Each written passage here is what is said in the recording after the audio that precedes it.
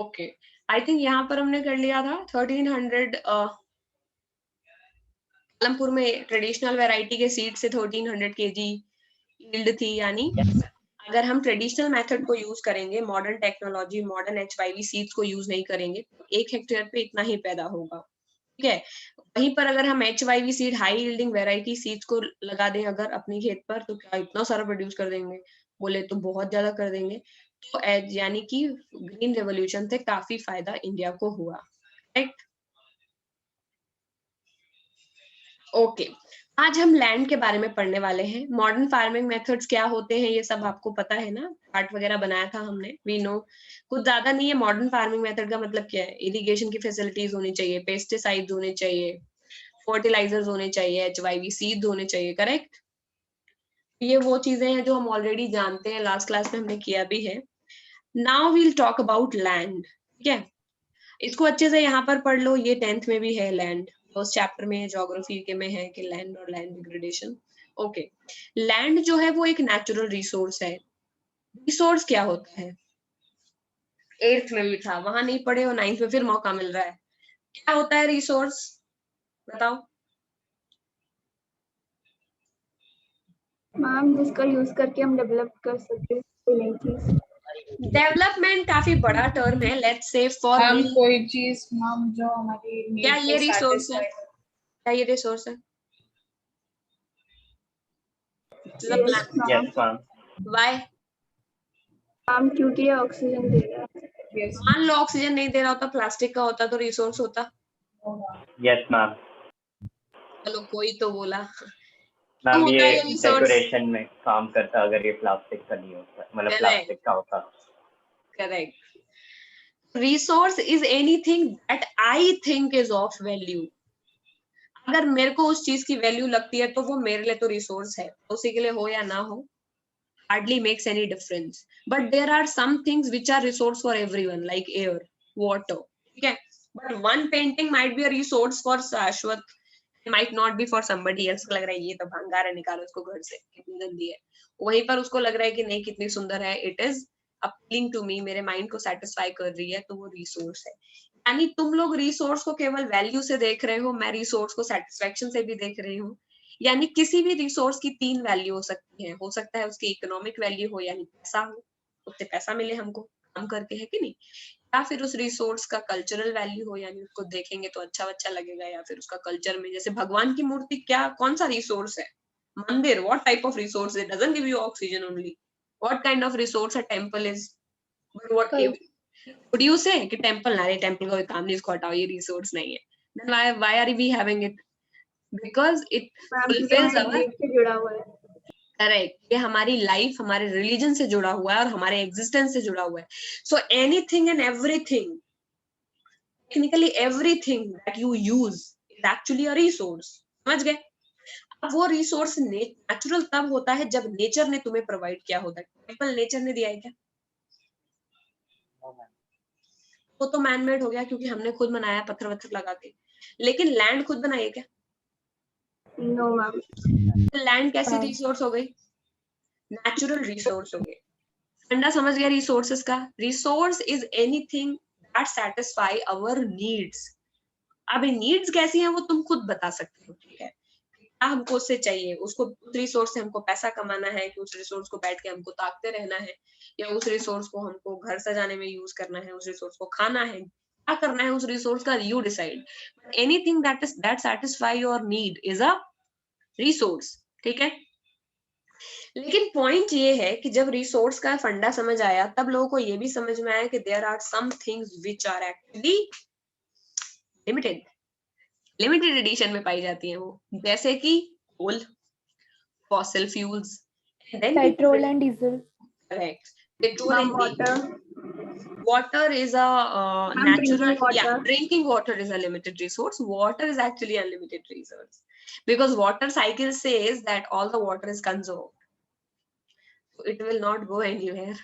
Yeah, but the drinking water is very less, because वैसे तो earth is made up of 75% water only, land केवल 25% जगह पर है, ठीक है? बाकी जगह ओशन ओशन ओशन और जैसे हर जगह फैले हुए हैं। बट देन ड्रिंकिंग यानी साफ पानी, it is only on the top of the glaciers और अंडरग्राउंड। ये सब कुल 1-2% है और ये बहुत ही कम है इतनी बड़ी पॉपुलेशन को सस्टेन करने के लिए। तो जो चीजें खत्म होती हैं उनके लिए फिर डर लगने लगता है लोगों को। फॉर एग्जाम्पल अगर कोल पेट्रोलियम खत्म हो गया तो क्या साइकिल से ही चलेंगे फ्यूचर के लोग? फिर क्या ही फायदा हुआ साइकिल से कार बनाने का जब कार से वापस साइकिल पर ही जाना था। समझ गए? इस तरह के यानी फिर आया कि भाई डेवलपमेंट जो तुम कर रहे हो इस रेट पे मत करो कि आगे वाली जो सोसाइटी है वो अंडर डेवलप्ड होके वापस उसी जगह पहुंच जाए जहां से चले थे। समझ गए? You do not use that much electricity that there is no electricity left only, तो आगे लोग टीवी देख ही नहीं पाएंगे, फायदा ही नहीं हुआ टीवी बना के कुछ। तो डेवलपमेंट ऐसा होना चाहिए जो कि सस्टेनेबल हो। करेक्ट? सस्टेनेबल का मतलब सस्टेन करता रहे, चलता रहे, वो रुकना नहीं चाहिए। बिकॉज अगर डेवलपमेंट यानी तुम्हारे लिए भी वो डेवलपमेंट होना चाहिए और फ्यूचर की जनरेशन के लिए भी होना चाहिए।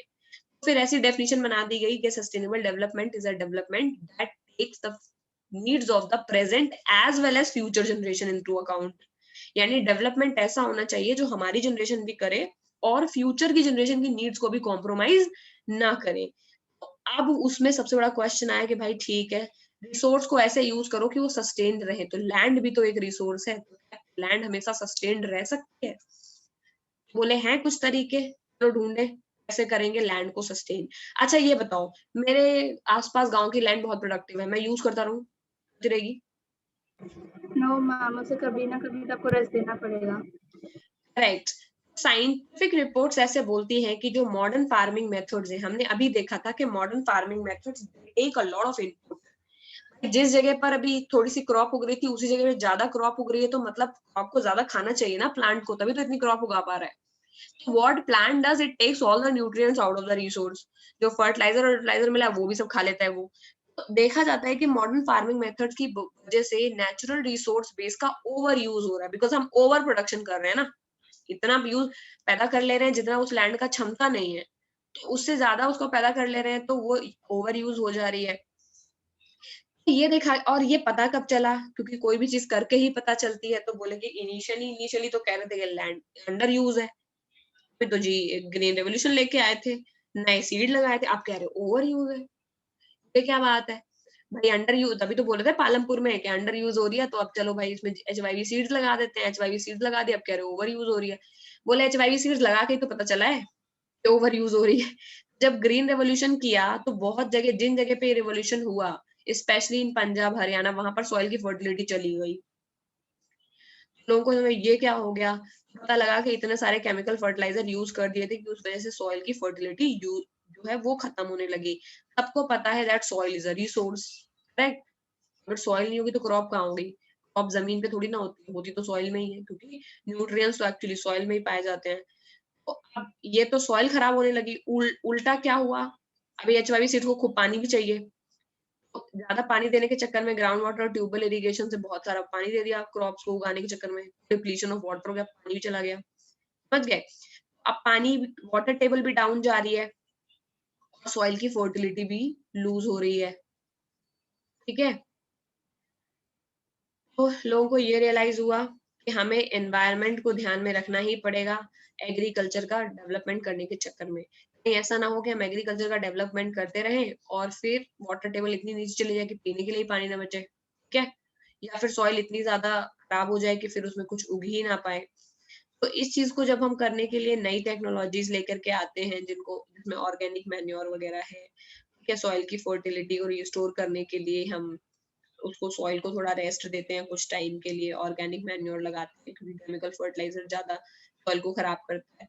वाटर टेबल में हमने ड्रिप इरिगेशन वगैरह लगाते हैं। तो अभी यही के यही सीख लो, जैसे जब पानी जाता है खेतों में तो क्या होता है, ढेर सारा पानी डाल दिया, अभी ट्यूबवेल वो चले जा रहा, इतना बड़ा तो मुंह होता है ट्यूबवेल का, इतना सारा पानी जाता है उसमें से। उन्होंने सोचा कि ड्रिप इरिगेशन कर देते हैं। ड्रिप इरिगेशन एक ऐसी टेक्निक है जिसमें से प्लांट को ड्रॉप बाय ड्रॉप पानी मिलेगा। ठीक है? और हाँ, उतना, जैसे पार्क्स में भी लगे होते हैं। राइट, और वो ड्रॉप बाय ड्रॉप उतना ही पानी दे जितना जरूरी है, यानी वाटर वेस्ट नहीं होना चाहिए। ऐसा नहीं क्रॉप उगानी बंद कर देंगे, वाटर टेबल डाउन जाएगा, फिर खाएंगे क्या? लेकिन जो वेस्ट वाटर उसे तो कम कर सकते हैं, फिर देख लेंगे कोई और तरीका अगर तब भी डाउन हो जाएगी। समझ गए? मोर क्रॉप पर ड्रॉप वाला हाल है कि ड्रिप इरिगेशन करेंगे तो पानी ड्रॉप के फॉर्म में जाता है और उतना ही पानी प्लांट लेता है जितना जरूरी होता है। ठीक है? और उसमें से काफी वाटर टेबल बच जाती है। फिर इसमें क्या होता है, जो फर्टिलाइजर वगैरह यूज कर रहे हैं अभी वो ओवर फर्टिलाइजर यूज कर रहे लोगों ने इरिगेशन के चक्कर, वहां पर उसके चक्कर में बोलते हैं ग्रीन रेवोल्यूशन के चक्कर में। तो अब ये बोला गया कि इतना फर्टिलाइजर यूज नहीं करना है, ठीक है। यानी सॉइल की हेल्थ को पहले जानो, जा करके बैठो, सॉइल हेल्थ कार्ड लेकर के आओ। अभी गवर्नमेंट एक सॉइल हेल्थ कार्ड देने लगी, जैसे हम लोग का हेल्थ कार्ड होता है ना रिपोर्ट, उसमें लिखा होता है क्या हमारी हेल्थ कंडीशन है, वैसे ही सॉइल का हेल्थ कार्ड होता है। वो बताते हैं कि सॉइल में क्या कमी है, क्या बढ़िया है, उस जितने सॉइल में जो कमी है उसके हिसाब से कितना फर्टिलाइजर डालना चाहिए, ये सब भी वो बताते हैं। क्योंकि हमारे यहाँ के लोग इतने पढ़े लिखे नहीं थे, तो ग्रीन रेवोल्यूशन के टाइम पे उनको लगा जितना ज्यादा फर्टिलाइजर डालोगे उतना ज्यादा उगेगा, तो बहुत ज्यादा फर्टिलाइजर डाल दिया, समझ गए। ओके, तो soil for low long they may escape from the soil and pollute groundwater, rivers and lake. Chemical fertilizer can also kill bacteria and other microorganism in the soil. This means that sometime after their use the soil will be less fertile. अब वो ये बोल रहे हैं कि अगर आप ज्यादा फर्टिलाइजर को यूज करेंगे तो फर्टिलाइजर एक्चुअली उसके अंदर कैपेसिटी होती है कि वो सॉइल के ओरिजिनल बैक्टीरिया जो कि सॉइल को न्यूट्रिएंट पैदा देते हैं बना के, वो भी मार देती है। और after a period of time we realize कि सॉइल की फर्टिलिटी और कम हो गई, समझ गए। ये सॉइल है, ओरिजिनल सॉइल जो होती है उसके अंदर बैक्टीरिया होते हैं ऐसे, क्योंकि बैक्टीरिया का काम क्या होता है, एनवायरमेंट से वो ऑक्सीजन लेगा, ठीक है। अभी कुछ अपना ये एनॉर्बिक या एरोबिक कुछ भी मैम ऑक्सीजन, ह्यूमस भी तो हो जाता है। ह्यूमस मैम से ही, ह्यूमस से फर्टिलिटी बढ़ेगी फिर सॉइल की। करेक्ट। ह्यूमस क्या होता है, जैसे देखो ये नॉर्मल लैंड है, अब खूब तेज आंधी चली, मोहब्बतें वाली आंधी, मूवी वाली, समझ गए। अब इतनी वाली आंधी चले, खूब सारे यहाँ ढेर सारे पत्ते पत्ते आ गए। अब पत्ते क्या, पत्ते पड़े रहेंगे तो पत्ते क्या होगा, पत्ते क्या होगा, अब धीरे धीरे ये पत्ते पत्ते देखो सब पड़े हैं, सब गंदगी है, सब पड़ी हुई है इसके ऊपर, ठीक है। अब ये गंदगी से सॉइल कैसे बनेगी, अब क्या होगा, हल्की बारिश हो जाएगी, ठीक है, थोड़ा पानी मिल गया, उसके बाद ये सॉइल के अंदर थोड़े थोड़े बैक्टीरियाज होंगे, ये रेड वाले, ये क्या करेंगे, ये बैक्टीरियाज, इनको डिकम्पोजर्स भी बोलते हैं। सॉइल बैक्टीरियाज जो है वो धीरे धीरे इन पत्तों को और हर चीजों को धीरे धीरे डिकम्पोज करेंगे, समझ गए। डिकम्पोज करके इनके अंदर जो भी मिनरल होंगे वो सॉइल को दे देंगे और अल्टीमेटली सॉइल फर्टाइल हो जाएगी। फिर क्या होगा, ये तो ओरिजिनल तरीका है सॉइल में फर्टिलिटी रिस्टोर करने का। यानी किसी भी सॉइल को अगर अगर कोई सॉइल खराब हो गई है, हम उसको थोड़ी प्लोइंग करके कुछ टाइम के लिए अगर हम छोड़ दें ह्यूमस वगैरह मिला के, सॉइल की फर्टिलिटी अपने आप रिस्टोर हो जाएगी, ठीक है। क्योंकि सॉइल एक रिसाइक्लेबल रिसोर्स है, वो बार बार रिसाइकिल हो सकती है। ऑल्दो इट टेक्स टाइम, ऐसा नहीं कि आज खराब हो गई तो कल फिर ठीक हो जाएगी, ऐसा नहीं होता, लेकिन 15-20 साल में ठीक हो जाएगी, ठीक है। अब उस केस में हम क्या करते हैं, यूरिया डाल दे ढेर सारा। अब ये काला वाला जो है ये फर्टिलाइजर है, हमने क्या करा, अपने खेत में ढेर सारा फर्टिलाइजर डाल दिया। फर्टिलाइजर का मतलब न्यूट्रिएंट ही है, हमने ऊपर से ऐड कर दिए, समझ गए। फर्टिलाइजर का मतलब क्या होता है, सॉइल की फर्टिलिटी को बढ़ाएंगे। जो काम ये रेड वाले लोग कर रहे थे, हमने ब्लैक वाले ढेर सारे डाल दिए। अब हमने ब्लैक वाले ढेर सारे डाल दिए, लेकिन ये है तो केमिकल फर्टिलाइजर, ठीक है नहीं। ये हार्श केमिकल्स होते हैं, तो इन्होंने इनको मार दिया, ये जो रेड वाले हैं इनको ये ब्लैक वाले ने मार दिया। सॉइल के ओरिजिनल बैक्टीरिया तो मर गए। अब मुझे बताओ, और ये फर्टिलाइजर तो क्रॉप ने यूज कर लिया, सॉइल के पास ओरिजिनल बैक्टीरिया नहीं है, तो सॉइल की फर्टिलिटी रिस्टोर होगी अगर फर्टिलाइजर नहीं डालेंगे तो। No ma'am. तो जितनी बार तुम्हें सॉइल को यूज करना उतनी बार तुम्हें ये काले वाले भी लाने पड़ेंगे, क्योंकि ओरिजिनल तो कुछ है ही नहीं उसके पास। इसके क्या बोलते हैं, इसको बोलते हैं सॉइल का डिग्रेडेशन। जितना फर्टिलाइजर खिलाओगे और खाती जाएगी सॉइल, क्योंकि सॉइल के अंदर ओरिजिनल कुछ अपना नेचुरल सिस्टम बचा नहीं है, समझ गए, प्रोडक्टिविटी का। इसको बोलते हैं सॉइल का लेस फर्टाइल हो जाना। जितना फर्टाइल था फर्टिलाइजर मिलाने के बाद उससे कम फर्टाइल बचा, जब क्रॉप उग गई तो पता लगा कि अब तो फर्टिलिटी बची ही नहीं इसमें, अब फिर से मिलाओ फर्टिलाइजर, ठीक है। इस जब ये चीजें होने लगी तो देख रहे थे कि केमिकल फर्टिलाइजर पंजाब में सबसे ज्यादा उस वक्त हो रहा था। पंजाब के किसान दे यूरिया अपने खेत में मिलाए देते थे कि चलो आप गेहूं उगाएंगे। उगा भी बहुत ज्यादा, ये बात भी ठीक है, लेकिन इतना कॉन्टिन्यूअस यूज करने से डिग्रेड हो गई सॉइल पूरी तरह से, ठीक है। अब क्या हो रही है, पंजाब के फार्मर को फोर्स हो गए, मतलब अब मजबूर हो गए more and more fertilizer add करने को। अब डालते ही जाओ जितना उगाना है। ये कितना कितना महंगा हो गया ये बताओ। सीड्स है, फिर फर्टिलाइजर है, अब फिर फर्टिलाइजर के ऊपर और फर्टिलाइजर और फर्टिलाइजर। आखिर कितना फर्टिलाइजर डाल सकते हैं सॉइल में, गरीब किसान क्या ये कर पाएंगे, वो तो बिल्कुल भी नहीं कर पाएंगे, करेक्ट। ओके, तो अब हम क्या करें, how is the land distributed in farmers of Palampur, ठीक है। एक मिनट बच्चों, you'll have to just pause, okay? I'll be back in a minute. तो अब ये वाली नॉलेज जो हमने HIV सीड्स और उनके नेगेटिव इम्पैक्ट देख ली है, now let's talk about Palampur में क्या होता है, ठीक है? You must have realized how important land is for farming.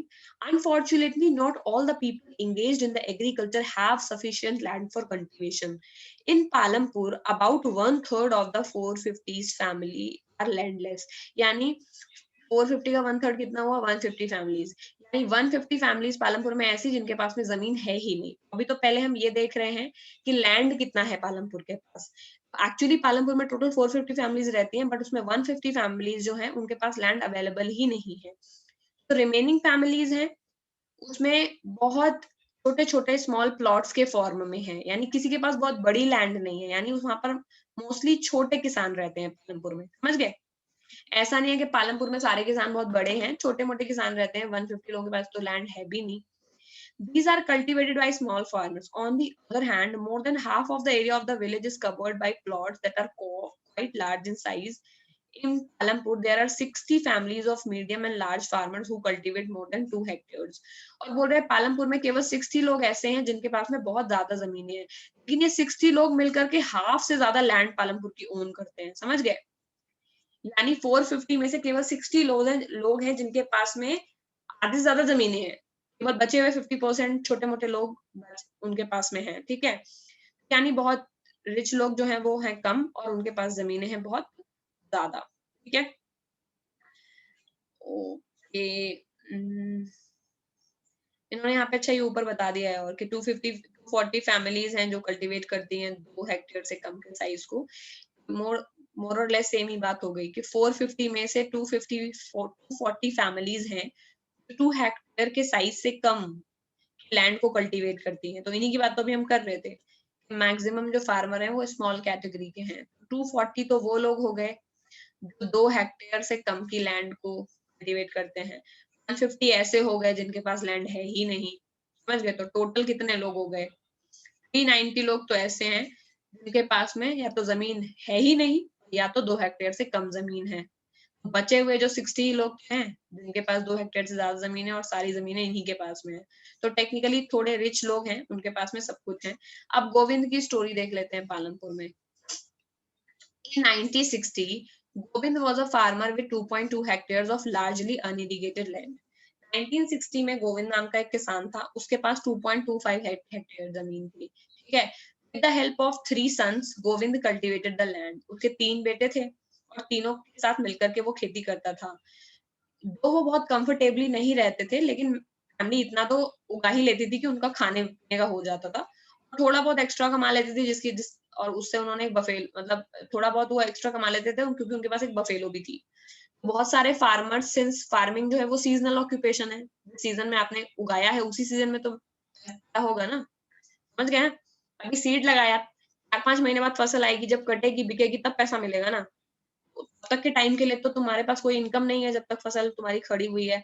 उस बीच में बहुत सारे लोग क्या करते हैं, एनिमल फार्मिंग भी करते हैं। मतलब वो अपने पास जानवरों वगैरह को भी रखते हैं और उनके वो मीट वगैरह या उसके प्रोडक्ट वगैरह को बेच करके वो अपने पैसा कमाते हैं। समझ गए? ऑलमोस्ट सारे ही फार्मर ऐसा होता है वो अपने साथ ढेर सारे जानवर भी रखते हैं। ठीक है? जिसको मिक्स्ड फार्मिंग बोलते हैं। मिक्स्ड फार्मिंग का मतलब है कि तुम खेती भी करते हो और तुम्हारे पास में एनिमल्स वगैरह भी हैं। ठीक है? मैक्सिमम फार्मर ये करते हैं। तो ऐसे ही गोविंद का भी सिस्टम है कि उसके पास एक बुफेलो है तो उससे उनको थोड़ी एक्स्ट्रा इनकम हो जाती है।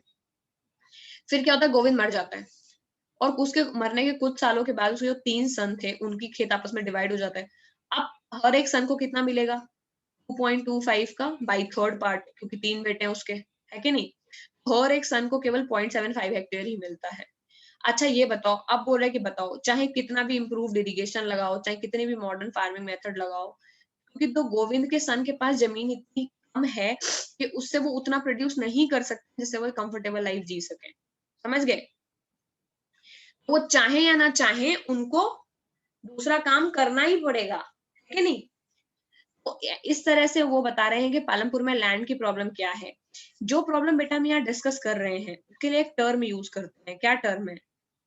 Land fragmentation. अभी तक तो हम HYVC पहले हमने क्या पढ़ रहे थे? पहले हमने जो है वो ग्रीन रेवोल्यूशन के बारे में पढ़ा, फिर हमने ग्रीन रेवोल्यूशन के साइड इफेक्ट के बारे में सुना कि किस तरह से ग्रीन रेवोल्यूशन लैंड को खराब कर रहा है, ठीक है, और हमें लैंड को कंजर्व करने की जरूरत है। अब हम पालमपुर में वापस आ गए हैं।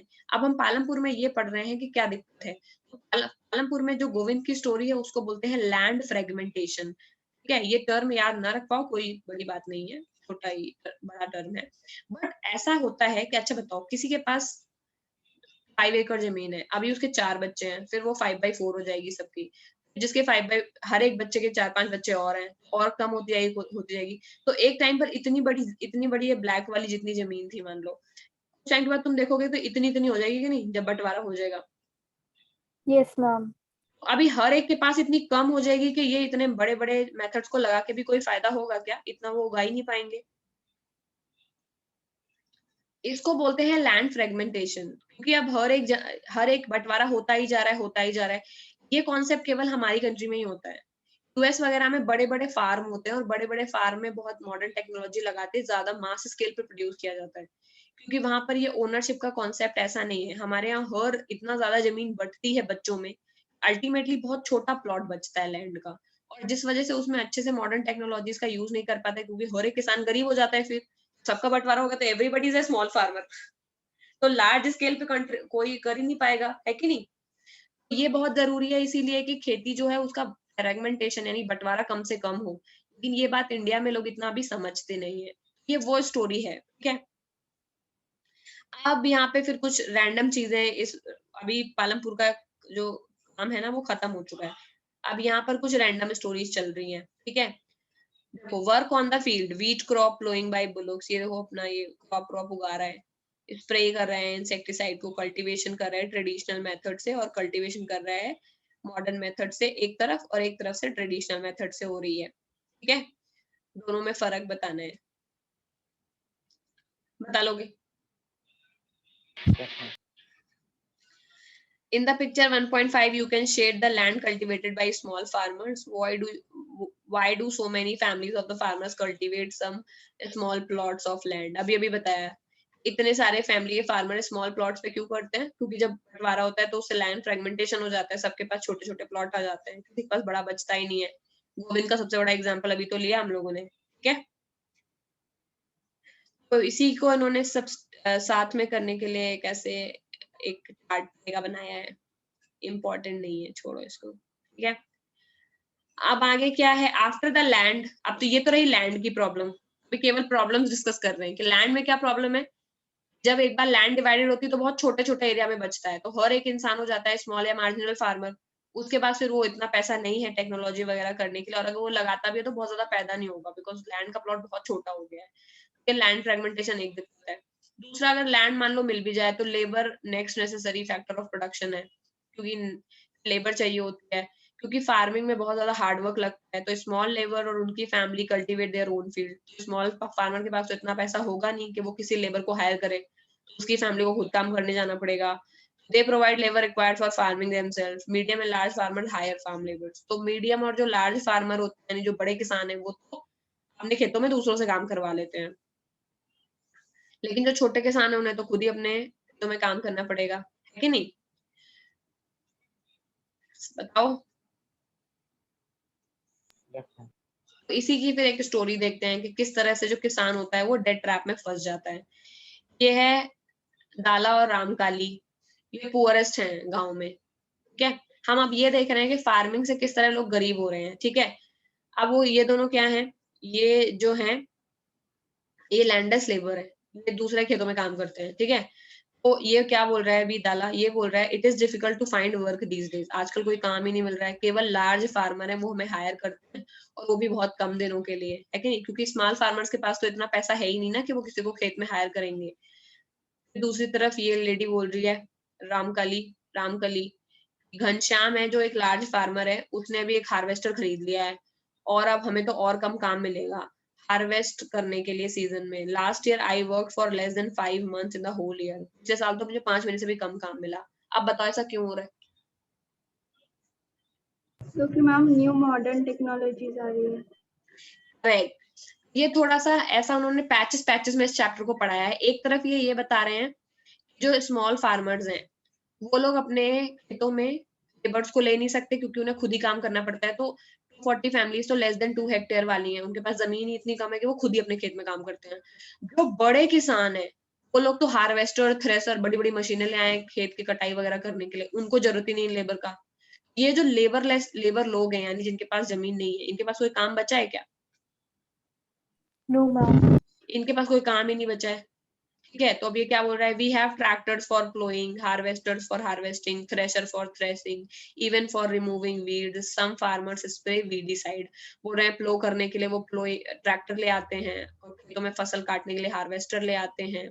ठीक है, और थ्रेशर जो पीछे का जो बचता है आइटम खेत को साफ करने के लिए, उसके लिए आई थिंक शायद छानने के लिए यूज होता है अनाज को थ्रेशर। ठीक है, आई एम नॉट श्योर, मैं चेक कर लूंगी, तुम लोग नेट पे चेक कर लेना। ठीक है, प्रोसेस है पूरा, कैसे खेत को पहले उसकी जुताई करते हैं, फिर उसके बाद उसमें बीज वगैरह डालते हैं हार्वेस्टिंग के टाइम पे, फिर थ्रेशर से उसकी कटाई करते हैं। करेक्ट करेक्ट, हार्वेस्टर मतलब बुआई करने के लिए हार्वेस्टर का यूज होता है। खेत में प्लोइंग कर दी पहले, पूरी खेत की प्लोइंग हो गई। फिर प्लोइंग के बाद जनरली लोग लेबर हायर करते हैं, क्योंकि पहले तो लोग प्लोइंग भी लेबर से ही कराते थे, क्योंकि ट्रैक्टर था नहीं किसी के पास। उनको लेबर को सैलरी देनी पड़ती थी कि लेबर फिर कुदाल उदाल लेके प्लोइंग करता था खेत की। प्लोइंग मतलब खोदना, नीचे की मिट्टी ऊपर लाना। ठीक है, अब आजकल वो काम ट्रैक्टर करता है। उसके बाद बीज वगैरह स्प्रे करने का जो काम था वो पहले लेबर लोग करते थे बड़े किसानों के खेतों में, आजकल वो हार्वेस्टर करता है। फिर एंड में जब फसल पक जाती है, लोग कटाई करने के लिए लोग लेबर को हायर करते थे, कि लेबर हंसिए से जाके कटाई करता था। वो होती ना एक ऐसे ऐसे मुड़ी सी ऐसे वाली, इससे कटाई करते थे। लेकिन अब आजकल उसके लिए थ्रेशर यूज होता है। अब एक तरह से सारी मशीनें करने लगी ये काम, और जो वीड वगैरह हटाने के लिए पहले लेबर को यूज करते थे, जो एक्स्ट्रा घास उगाती है फसल के अलावा। मैम उसे दराती कहते हैं ना? हाँ हाँ, दराती कहते हैं, हाँ दराती कहते हैं। फिर फार्मर्स अब आजकल वीडीसाइड डालने लगे हैं। तो इस चक्कर में जो लैंडलेस लेबर है उनके पास कोई काम ही नहीं बचा है। यही बात ये लोग आपस में डिस्कस कर रहे हैं कि स्मॉल और मार्जिनल फार्मर्स तो इतने गरीब हैं कि वो तो कर ही नहीं सकते हैं लेबर्स को हायर। समझ गए? और बाकी लोग अगर लेबर को हायर करेंगे तो कैसे मतलब बाकी लोग लेबर को हायर कर नहीं रहे, क्योंकि उनके पास इतना पैसा है कि वो थ्रेशर, हार्वेस्टर सब खरीद ले रहे हैं। ठीक है, तो ये अपनी दुख बता रहा है कि लोकल मनी लेंडर को मैंने 2000 रुपए उससे लिया है, और मैंने 1000 रुपए लास्ट पिछले साल लिया था, और मेरे पास कोई काम नहीं था। मैं इस पैसे को अब कैसे चुकाऊंगा अगर मतलब मुझे काम नहीं मिलेगा। ये भी बोल रही है, this year I will have to look for work in the brick making. अब मुझे रायगंज जाकर के वहां पर ईंट के भट्टी इस फैक्ट्री में काम करना पड़ेगा, क्योंकि गांव में कोई काम नहीं दे रहा है। My situation is not much better due to past debt, the money lender refuses to give me any loan. मैंने पुराना वाला कर्जा उतारा नहीं, इसलिए अब मुझे मनी लेंडर कोई पैसा नहीं दे रहा है। ये सब दिक्कतें भी चलती हैं, है कि नहीं, एग्रीकल्चर में। जो नई मशीनें आने के फायदे भी हैं कि प्रोडक्टिविटी बढ़ गई है, बट नुकसान क्या है? अगर कोई तुमसे बोलेगा कि modern technology, modern method farming के नुकसान क्या है, तो बता दोगे? ये स्टोरी पढ़ लिया तुमने?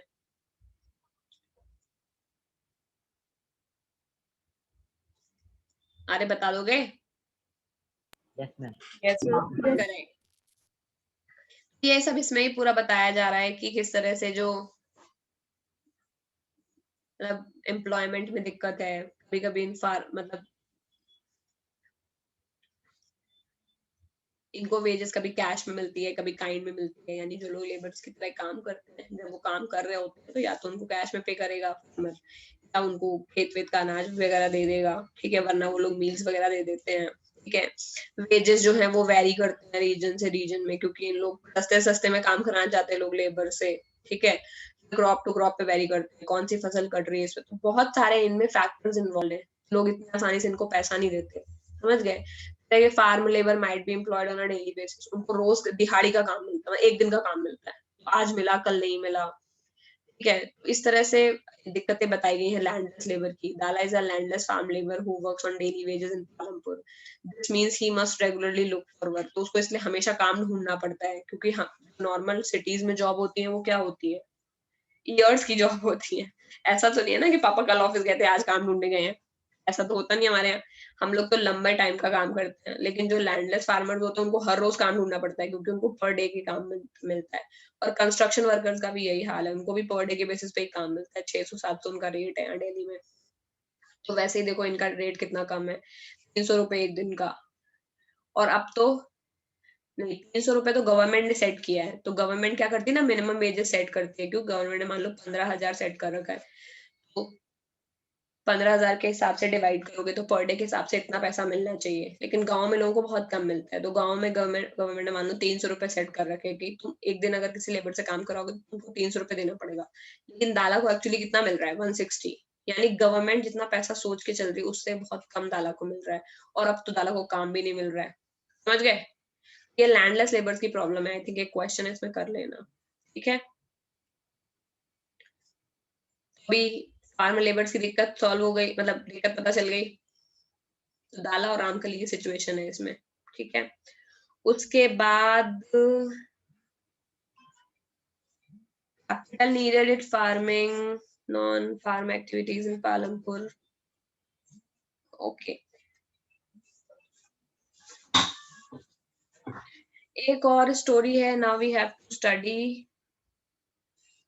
ये वाली स्टोरी। पढ़ो कोई, तेजपाल सिंह की स्टोरी।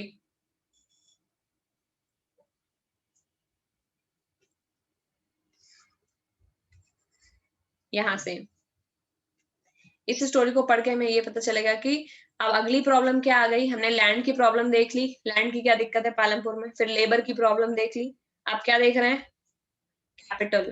4 फैक्टर ऑफ प्रोडक्शन होते हैं ना, लैंड, लेबर, कैपिटल, तो ये अभी पढ़ेंगे। क्या है, सविता एक स्मॉल फार्मर है, she plans to cultivate wheat on her 1 hectare of land. Besides seeds, fertilizer and pesticides, she needs cash to buy water and repair her farm instrument.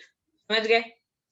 यानी सविता के पास में एक छोटा सा 1 हेक्टेयर का प्लॉट है, उस पे व्हीट उसको उगाना है, लेकिन सीड्स के अलावा उसको फर्टिलाइजर चाहिए, पेस्टिसाइड्स चाहिए, और इन सब चीजों के लिए उसको पैसा चाहिए। जब वो सब सोचती है तो उसको लगता है कि कम से कम 3,000 का खर्चा तो आएगा ही, उसके पास पैसा है नहीं। Local money lender Tejpal Singh है, उससे वो बोरो करने जाती है, ठीक है। अब तेजपाल सिंह क्या करता है, तेजपाल सिंह उसको पैसा देने के लिए रेडी हो जाता है, लेकिन वो इंटरेस्ट रेट 24% चार्ज कर रहा है। कितना? 24%। अभी बैंक में कितना चल रहा है इंटरेस्ट रेट? 3%। जो पैसा हम लोग बैंक में रखते हैं, बैंक हमको उस पर कितना ब्याज देती है सेविंग्स अकाउंट में? 3%। अरे समझ आ रहा है किसी को? अभी ये क्या मांग रहा है ये मांग रहा है 24%। 24% किससे मांग रहा है? जो खेत में उगाने के लिए भी पैसा उधार पर ले रहा है, उसके पास इतना पैसा भी नहीं है कि वो अपना खेत में सामान कुछ उगा भी सके। तो इतना ये कर्ज की तरह दब नहीं जाएगी ये सविता? कर्ज की तरह दब जाएगी तभी तो फिर ऐसे फार्मर्स बाद में सुसाइड करने लग जाते हैं, क्योंकि वो कर्ज नहीं दे पाते। तो इतना हाई इंटरेस्ट रेट क्यों लग रहा है इसको? क्यों? क्योंकि इसकी जमीन बहुत छोटी है, तो इतनी कम जमीन पे गवर्नमेंट इसको लोन नहीं देगी, है कि नहीं। दूसरा, इसको पता भी नहीं है, पढ़ी लिखी नहीं होगी कि ये बैंक वगैरह जा सकते हैं, तो ये लोग लोकल मनी लेंडर से ही पैसा लेते हैं, क्योंकि लोकल मनी लेंडर, इनके बच्चे की तबीयत खराब होती है, हॉस्पिटल का खर्चा होता है, तो नॉर्मली मनी लेंडर ही गांव में पैसे देते हैं लोगों को। तो लोगों को बैंक से डर लगता है, उनको लगता है अगर बैंक से हम लोन लेंगे तो बैंक हमारा जमीन जब्त कर लेगी। कम से कम जमींदार ये तो नहीं करेगा कि हमारी जमीन जब्त कर ले, क्योंकि बैंक का तो काम सीधा है ना, if you don't back, bank will sees your property. तो ये लोग डर करके ना इनसे ही पैसे लेते हैं, गांव के जो ये बीच में होते हैं मनी लेंडर्स। और ये लोग इतना ज्यादा पैसा चार्ज करते हैं इस चक्कर में, जो कभी भी जो जिसने लोन लिया है यानी स्मॉल फार्मर, वो रीपे नहीं कर पाते उनको टाइम से, और वो डेट ट्रैप में फंस जाते हैं। समझ गए? किस में फंस जाते हैं? डेट के ट्रैप पे। लगातार उनको पैसा चुकाना ही पड़ता है और कभी उनकी कंडीशन सुधर नहीं पाती, क्योंकि जितना पैसा उन्होंने उधार लिया उसका 24% ज्यादा देना पड़ेगा उसको। समझ गए? तो टेक्निकली 1,000 रुपए अगर ये लेगी तो 1240 पे करना पड़ेगा, ठीक है। और अगली बार फिर इससे ज्यादा लेगी तो इससे ज्यादा पे करना पड़ेगा, ठीक है। सविता और फिर इतना ही नहीं, सविता को ये भी प्रॉमिस करना पड़ेगा कि सविता उसकी फील्ड में काम करेगी फार्म लेबर की तरह, ठीक है, और केवल 100 रुपए पर, यानी पर डे 100 रुपए पे वो काम करेगी, बल्कि गवर्नमेंट ने 300 रुपए डिसाइड किया है। तो इस तरह से एक्सप्लॉयटेशन चल रहा है इन लोगों का। समझ गए मनी की क्या प्रॉब्लम है गांव में छोटे किसानों के पास? वो भी तुम लोगों को पता चल गई दिक्कत है कि पैसे उनको कितने हाई इंटरेस्ट रेट पे मिलते हैं। सविता की स्टोरी से हमको पता चलता है कि गांव में मनी की प्रॉब्लम भी है एग्रीकल्चर करने में, क्योंकि बड़े किसानों को तो दिक्कत नहीं होती, लेकिन बड़े किसान है ही कितने, 60 बचे हुए तो या तो लैंडलेस है या तो स्मॉल और मार्जिनल है, जो जाते हैं पैसा लेने मनी लेंडर से, तो मनी लेंडर उनको पैसा बहुत हाई इंटरेस्ट रेट पे देता है और बदले में उल्टी सीधी शर्तें रखता है कि मेरी कटाई होगी तो मेरे खेत की कटाई होगी तो आ जाना और 100 रुपए पर डे पे काम कर देना। समझ गए? तो इतना क्वाइट, ये तो बहुत ही कम है ये, लेकिन सविता को ये बात मानना ही पड़ेगा, क्योंकि अगर सविता नहीं मानेगी तो तेजपाल पैसे नहीं देगा और वो अपनी फील्ड पे भी नहीं उगा पाएगी। समझ गए? अरे हाँ ना बोलो, बेहोश तो नहीं होगा बोलो। Yes ma'am. ठीक है, यस मैम। ओके। आज के लिए हम फिर इतना ही करते हैं, ज्यादा बचा नहीं है, नॉन फार्म वाला बचा है 1 पेज का। I thought that we would be able to do, but I think अभी टाइम इसमें है। ओके, कोई ना।